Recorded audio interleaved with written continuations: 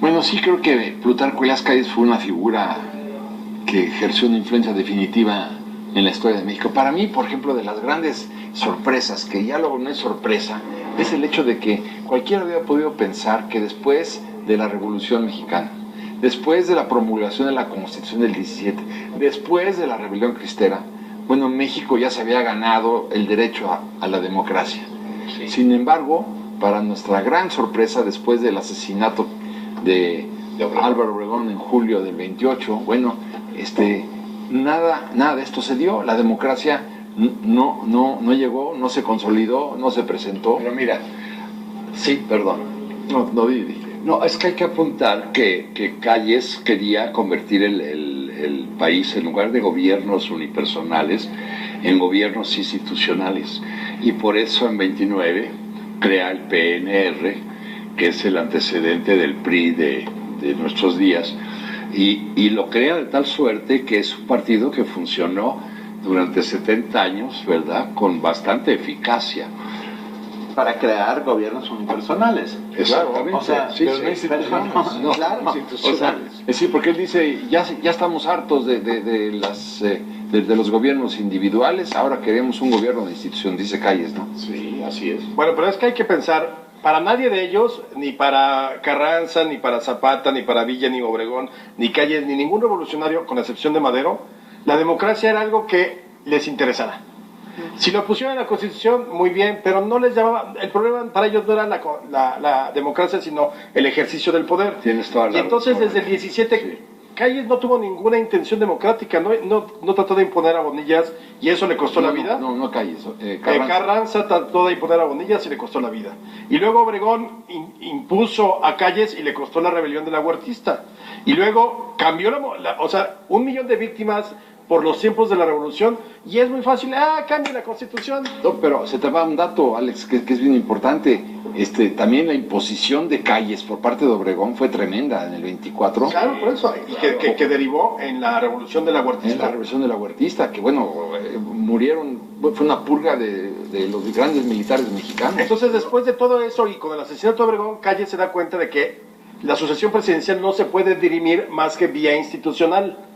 No porque él creyera que la institución debía sustituir al hombre, porque al final él se puso por encima de la institución, pero yo creo que el acierto y lo que él tenía en mente era poder regular la sucesión presidencial dentro del partido para que ya nadie se peleara. Y entonces sí lo logró, o sea, sí institucionalizó la sucesión presidencial, sí, a través de la figura unipersonal del caudillo. Pero de nada servía el voto de los PNR, ni sirvió jamás el voto del PRI. Pero todo era una gran estafa política. Él creó el aparato que le permitía gobernar sin que fuera evidente su presencia. No, déjalo evidente, sin derramar sangre. Ese era el objetivo. También. Llevábamos 4 sucesiones presidenciales tintas en sangre. Sí. Y luego hasta suerte tiene, porque, pensando en el asesinato de Obregón, al que le dieron haber asesinado, si te pones a pensarlo en términos estrictos, era Calles, ¿no? Claro. Sí, eso partiendo del hecho de que sí fuera un complot nada más de la iglesia. Y que no era solo un complot de la iglesia. No, yo creo que empiezan a surgir. Yo creo que es político, sin duda alguna, era político, claro. Era político. Y que Calles tenía algo que ver. Ahora sucede que se reelige Álvaro Obregón, que es el gran traidor de la Revolución Mexicana, porque el principal postulado de la Revolución era la no reelección, efectivo, no reelección, sí, por lo que él tanto luchó en el 17, finalmente se logra y se conquista ese objetivo político. ¿Y qué hace Obregón? Se reelige en el 28, sí, después de haber modificado la Constitución de nueva cuenta, por la que él tanto trabajó. Claro. Entonces, ahora, ¿qué sucede? Que asesinan a Obregón y no tiene nada que ver Calles. No, claro que tiene que ver. Bueno, es el momento en el que surge lo que se conoce como el maximato, ¿verdad?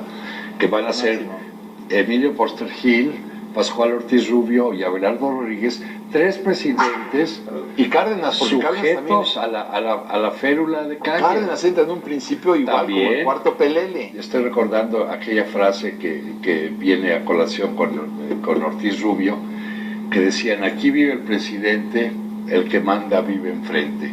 O sea, la gente se refería a la casa de Pascual Ortiz Rubio como donde vivía el presidente, pero a la casa de Calles donde vivía el que mandaba, ¿no? Pero ¿quién era el otro sonorense que era el colega incondicional de Obregón? Se llamaba Calles. Así es. Calles estuvo involucrado, obviamente, en el asesinato de Carranza. Fíjate, Sí, se da un fenómeno. Cárdenas estaba involucrado en el asesinato de Pancho Villa.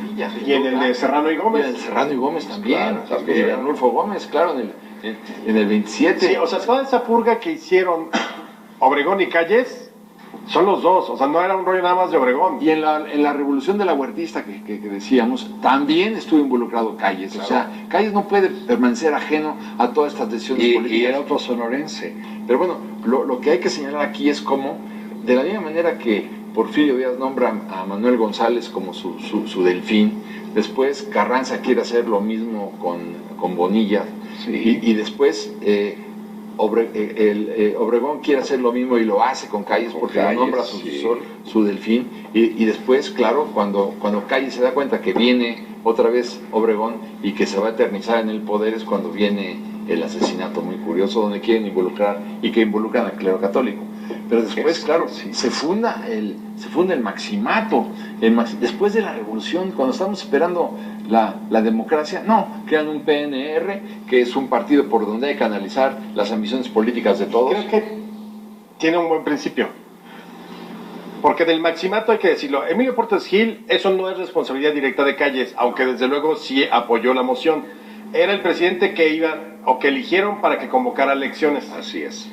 Y esas elecciones las gana Pascual Ortiz Rubio. Ahí sí fue una imposición directísima de Calles. Acuérdense que además se dio en la fundación. El PRI nació con un megafraude. Bueno, el PNR, que es, en Querétaro se reúnen, el que debía ser el candidato era Aarón Sáenz. Y de último momento manda la instrucción Calles de que no, el que tiene que ganar la elección interna es Pascual Ortiz Rubio.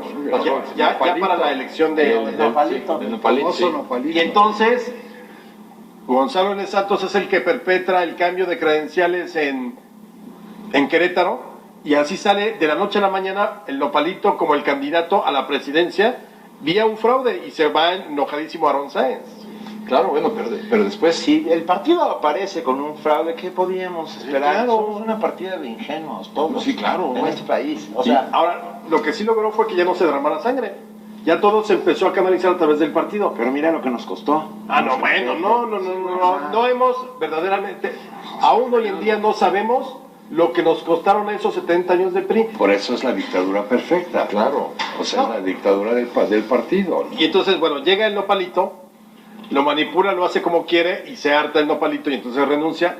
Y entonces le quedan 2 años a ese gobierno, y que es cuando ponen a Abelardo Leal Rodríguez, que lo único que sabía era administrar. Se había hecho rico con la ley seca en Estados Unidos, traficando whisky y cosas en la frontera. Luego hizo el Casino de la Selva, que es... Pero y la matanza del también hotel. de Huitzilac. Topilejo, también, Topilejo cuando también. lo de Los Vasconcelos. Vasconcelos, que claro. fue de horror aquella matanza. Pero la primera gran prueba de fuego real ya del sistema político o del partido fue el 34, la sucesión presidencial, porque finalmente la del 29 ahí ganaron vía el fraude electoral, ametralladoras y todo, y salió en la prensa cuando le gana el Nopalito a Vasconcelos. Pero en 34 ya tenía que iniciar un gobierno que llegara a fin en sus 6 años. En sus Y 4. entonces, ya era sexenio. Pero eso ya es con Cárdenas, ¿no? Ya era sexenio Sí. incluso desde de Obregón. Sí. Lo que pasa es que son los 2 de Portes Gil Sí. y los 4 que debió haber terminado el Nopalito, pero que no terminó porque renunció. Ni porque entró Abelardo Rodríguez. Exactamente. Y entonces elige al bonachón, porque eso era Cárdenas. Cárdenas nunca había dado guerra, era michoacano, buen talante, bohemio, tranquilo, siempre disciplinado. Pregúntale a Cedillo. Había sido la mano de... Bueno, Calles decía el chamaco. Y de ahí se perpetúa, los delfines se convierten en tapados. Yo iba a ir ahí, me lo quitaste. No, de la bueno. lengua. ¿No? Que es como la equivalencia. La equivalencia es el delfín es el tapado. Que señala el hombre del poder como su sucesor. Y eso pero se ha Hasta perpetuado nuestros días. hasta hoy. Pero, no, hasta hoy ya no. No, yo ¿Tú también. piensas que no hay tapados? No. Que no tienen ya, no están preparando al nuevo sucesor de... Sí, yo creo que como antes no, o sea que bueno, ya no hay- hacían la ya no finta hay- y que de sí. repente y además que ganaba, no. Bueno, Creo que piensa en López Portillo fue candidato único. Sí. se acabó con, para mí, el tapado como lo conocimos en su máximo Con esplendor. Salinas, con Carlos Se acabó Salinas. con la muerte de Colosio. O sea, Colosio fue el último gran tapado. Sí, Solcita. Salud. Vivo ¿Por Colosio? por la democracia. Tapado por la tierra.